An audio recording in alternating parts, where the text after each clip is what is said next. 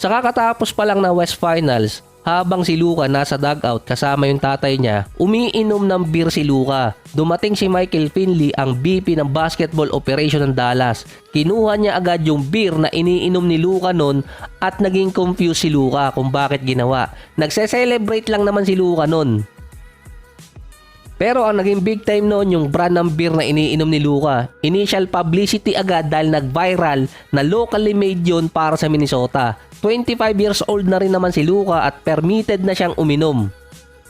Kung si Nikola Jokic noong 2023 playoffs naging issue sa kanya nung uminom siya ng soda na naging cause pa sa media outrage na ang sinabi noon ni Nikola Jokic, carbonated water lang yung ininom niya.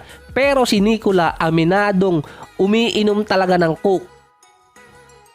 Mag-best friend talaga to si Luka at si Nikola. Merong iniinom na hindi healthy kapag regular season hanggang playoffs. Si Luka, beer. May tinatawag kasi siyang recovery beer kada matatapos yung laro niya.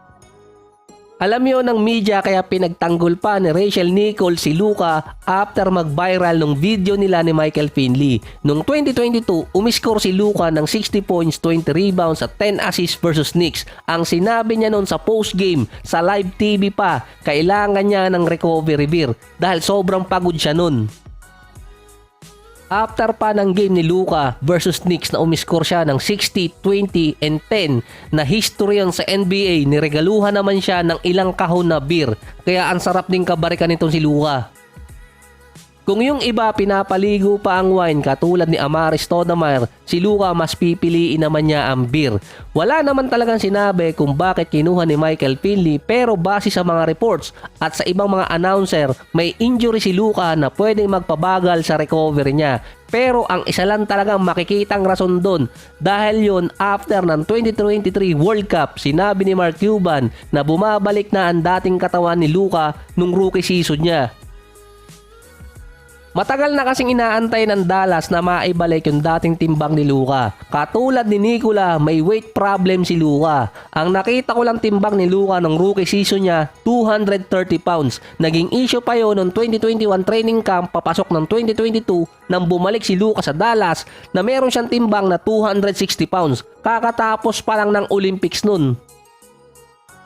Ngayong season lang ata akong walang nakitang balita kay Luka na out of shape siya. Last year, nag-invite pa siya ng trainer bago pumasok yung 2023 World Cup. Ang naging headline doon, bumaba ang timbang ni Luka mula 260 pounds, naging around 230 pounds. Ito yung hinahabol ni Mark Cuban na maibalik ni Luka dahil ito yung halos timbang niya nung rookie season.